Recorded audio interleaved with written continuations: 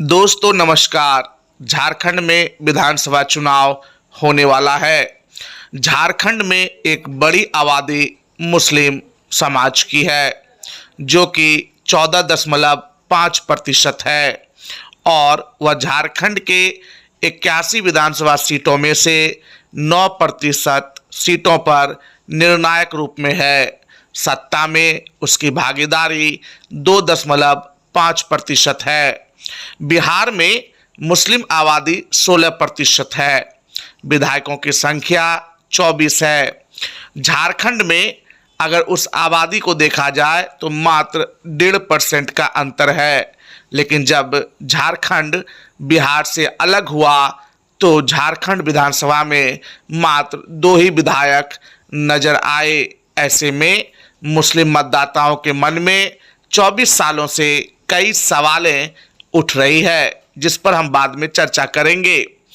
झारखंड के 81 विधानसभा सीट में से कई सीटें ऐसी है जहां पे मुस्लिम मतदाता निर्णायक भूमिका में रहते हैं, जो अपने वोट से वह जिसे चाहे वह विधानसभा भेज सकते हैं, जिसमें मुख्य रूप से गोड्डा का महागामा विधानसभा सीट, राजधनवार विधानसभा सीट, हटिया विधानसभा सीट और धनबाद मुख्य रूप से ऐसे विधानसभा हैं जहां मुस्लिम वोटर्स खेल को बिगाड़ सकते हैं और बना भी सकते हैं।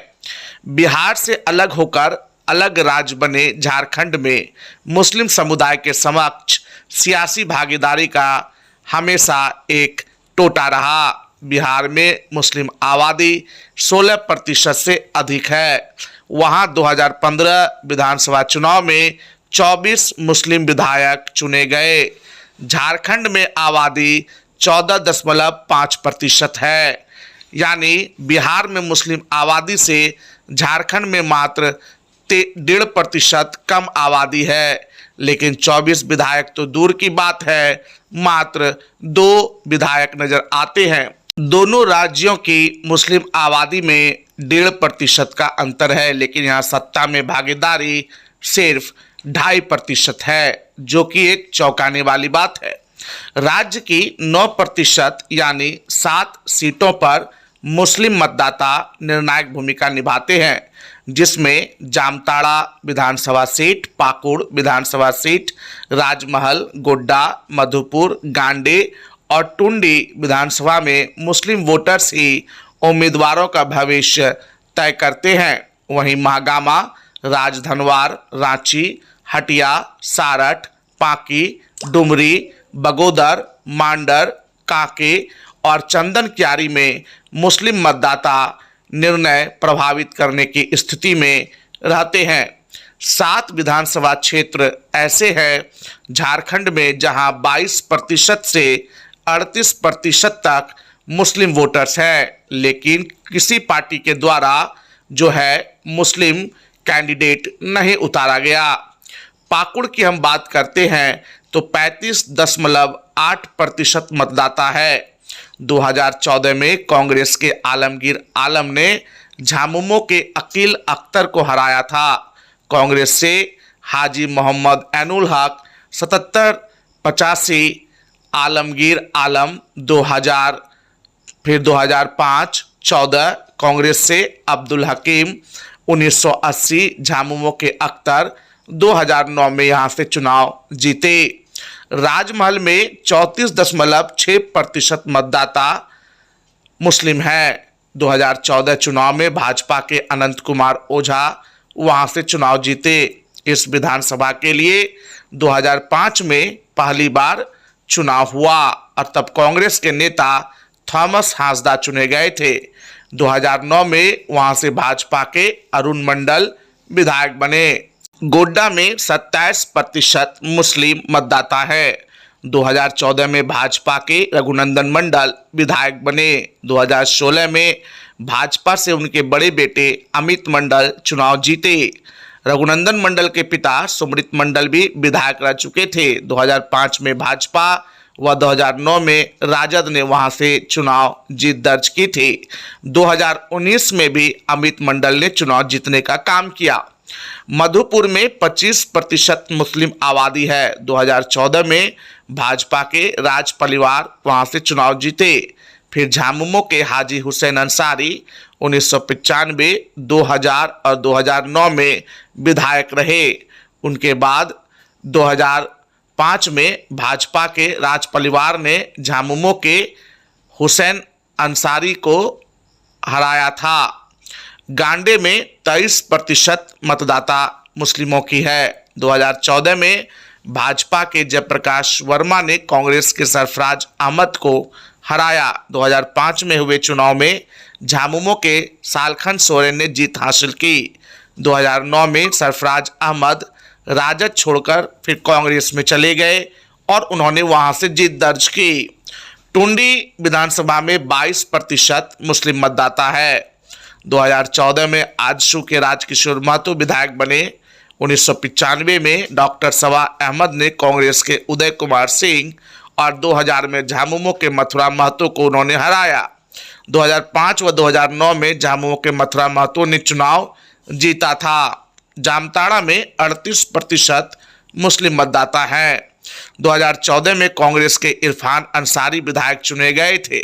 मोहम्मद मुश्ताक, मोहम्मद रियाजुल हक, नजमुल आलम भी मैदान में थे।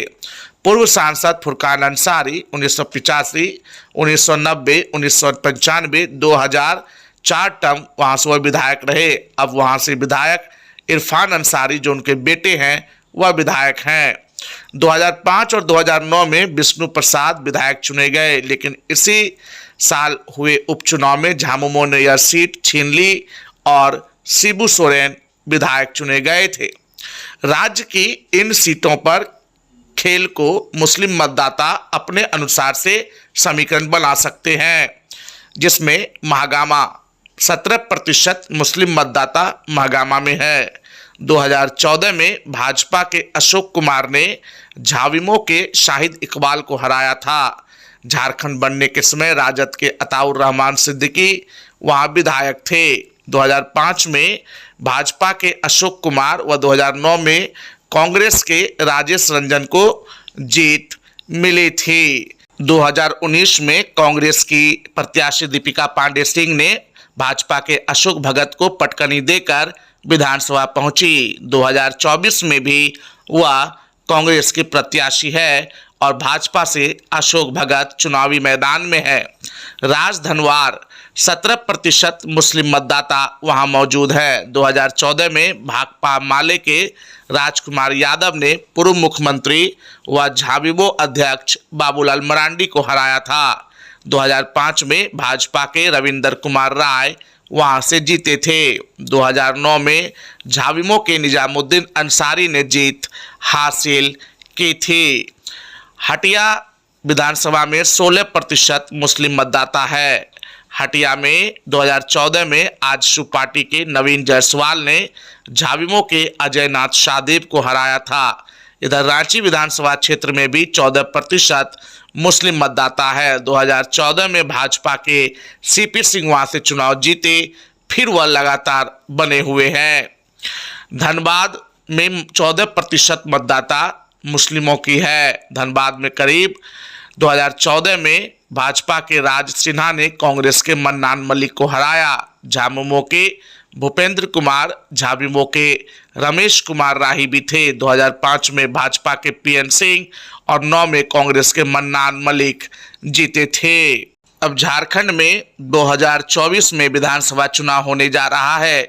सवाल यह उठता है कि जिस बिहार में 24 विधायक विधानसभा में है, वहाँ की आबादी बंटवारे के बाद 16% है, और उसी बिहार से अलग हुए झारखंड में 14.5% मुस्लिम आबादी है, और वहाँ पे मात्र 2 विधायक अगर विधानसभा में पहुँचती है तो सवाल यह उठता है कि इतनी बड़ी आबादी का नुमाइंदगी कैसे किया जाएगा।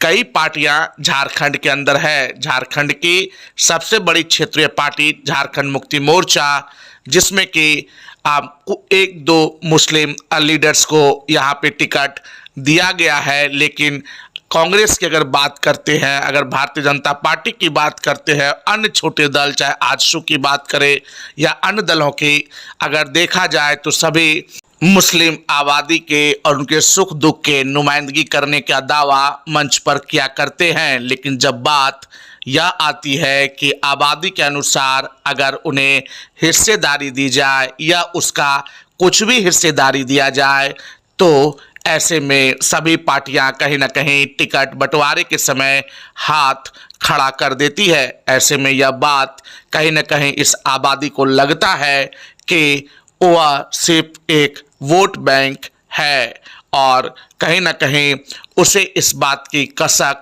रहती है। मुस्लिम आबादी की राजनीति करने वाले कई पार्टियां यह बात कहते हैं कि जिसकी जितनी संख्या भारी उतनी उसकी हिस्सेदारी, लेकिन सवाल यह उठता है क्या वह इस पर अमल करते हैं।